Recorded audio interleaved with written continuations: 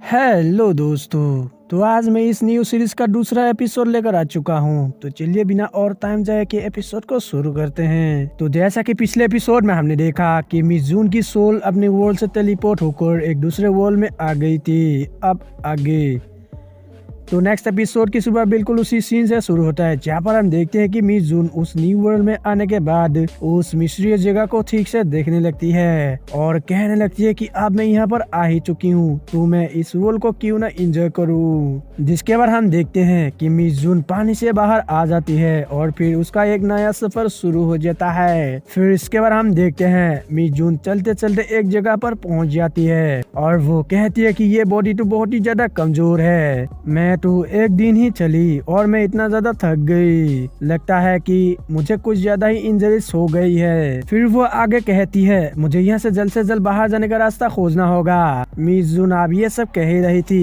कि तभी उसकी नजर एक फॉर्मेशन पर पड़ती है जिसमें एक बंदे को कैद करके रखा गया था। ये देखकर अब मिस जून तुरंत ही अपने देगर को बाहर निकाल लेती है और कहती है कि तुम फॉग फॉर्मेशन के अंदर हो और क्या तुम डीमन किंग के बेटे हो। अब मिस जून की बात सुनकर वो बंदा उसकी तरफ देखता है और पूछता है कि तुम कौन हो। इस पर मिस जून उसके सवाल का जवाब नहीं देती है और उससे पूछती है कि क्या तुम्हें यहाँ से बाहर जाने का रास्ता पता है। अब उसकी बात सुनकर वो बंदा कहने लगता है ये तो यहाँ पर फंसी हुई लिटिल गर्ल निकली। इस पर मिस जून उससे कहती है तो क्या तुम नहीं फंसे हो, और ये कहकर वो उसके साथ एक डील करती है कि मैं तुम्हें उस फॉर्मेशन से बाहर निकाल दूंगी और तुम्हें मुझे यहाँ से बाहर निकालना होगा।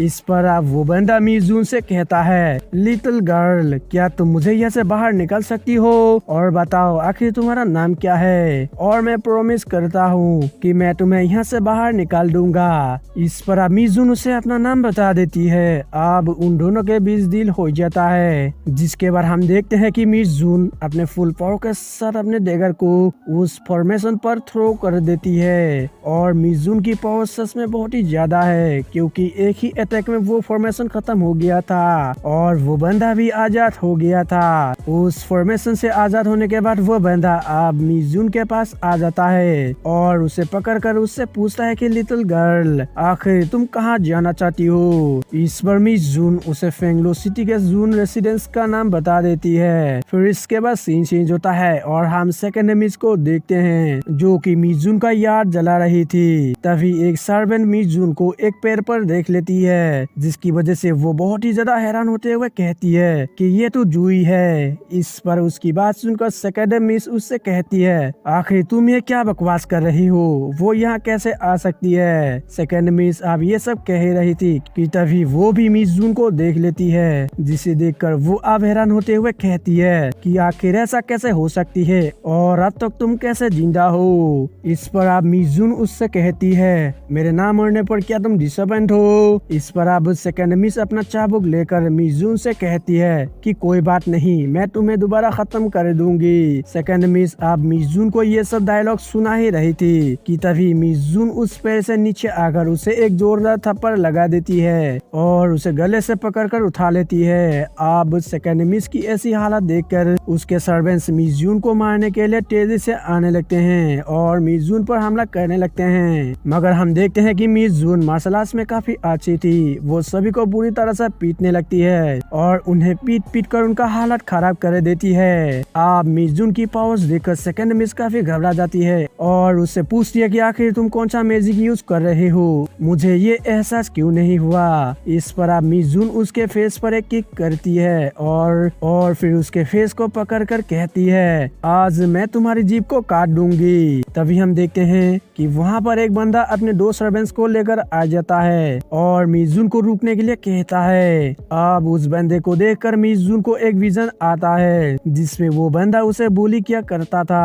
और उसे काफी मारता भी था। ये याद आने पर अब मिस जून काफी गुस्सा होने लगती है, जिसकी वजह से उसकी आंखें भी लाल हो गई थी। तभी वो बंदा जो कि दरअसल सेकंड मिस का फादर है, वो मिस जून को उसके बेटी को छोड़ने को कहता है। इस पर अब मिस जून उस बंदे से कहती है मैं इसे भला क्यों छोड़ूं, और तुम लोगों की इतनी हिम्मत कहाँ से आए, क्या तुम्हें नहीं पता है कि सर्वेंट्स को मिस के सामने कैसे व्यवहार करना चाहिए, और क्या तुम ये भूल गए हो कि मिस के सामने हमेशा ही नील डाउन करके रहना चाहिए। ये सुनकर पर अब वो बंदा जोर जोर से हंसने लगता है और कहता है कि क्या तुम सपने देख रहे हो? एक अनाथ जो कि खुद की हेल्प भी नहीं कर सकती है लेकिन अभी भी वो बड़ी मिस बनना चाहती है। और ये कहकर वो उससे कहता है, एक सर्वेंट होने के कारण मैं तुम्हारी रिस्पेक्ट किया करता था। तभी मिस जून के ब्रेसलेट से आवाज आती है जो कि मिस जून से पूछती है कि मास्टर, क्या ये बंदा जो कह रहा है वो सच है? तभी वो बंदा मिस जून को धमकी देने लगता है और कहता है कि मेरी बेटी को छोड़ दो। ये कहकर वो बंदा अपने दोनों सर्वेंट्स को इशारा कर देता है मिस जून पर अटैक करने के लिए, जिसके पाते ही वो दोनों सर्वेंट्स भी तुरंत ही मिस जून पर हमला कर देते हैं। जिसके बाद हम देखते हैं कि मिस जून और उन दोनों सर्वेंट्स के बीच फाइट होने लगती है। तभी वहाँ पर वो बंदा भी आ जाता है जो कि मिस जून से पूछता है कि लिटिल गर्ल, क्या तुम्हें मेरी मदद चाहिए? इस पर मिस जून उसे मना कर देती है और उन दोनों बंदे से फाइट करके उन्हें बहुत ही आसानी से मार देती है। फिर इसके बाद मिस जून उस बंदे की तरफ बढ़ने लगती है, जिसे देखकर वो बंदा घबरा जाता है और घबराते हुए पीछे जाने लगता है और फिर मिस जून को बताता है कि हम वो नहीं हैं जो कि तुम्हें मारना चाहते हैं, हमें ये करने का ऑर्डर मिला था। इस पर मिस जून उससे कहती है, ठीक है फिर, तुम्हारी बेटी ने मेरे यार्ड को जला दिया है इसीलिए मुझे ये नया चाहिए। इस पर अब उसकी बात सुनकर वो बंदा तुरंत ही इसके लिए रेडी हो जाता है और मिस जून को इसका पार्ट दे देता है और फिर वहाँ से जाने लगता है। मगर तभी मिस जून उसे रोक लेती है और उससे कहती है कि जूनटियान, बताओ आखिर मैं कौन हूँ? इस पर वो बंदा वापस मुड़ते हुए मिस जून से कहता है, आप रेस्पेक्टेड मिस हो। तभी मिस जून उसके पैरों पर अटैक कर देती है और उसे घुटनों पर ला देती है और कहती है कि अगली बार जब भी तुम मेरे सामने आओ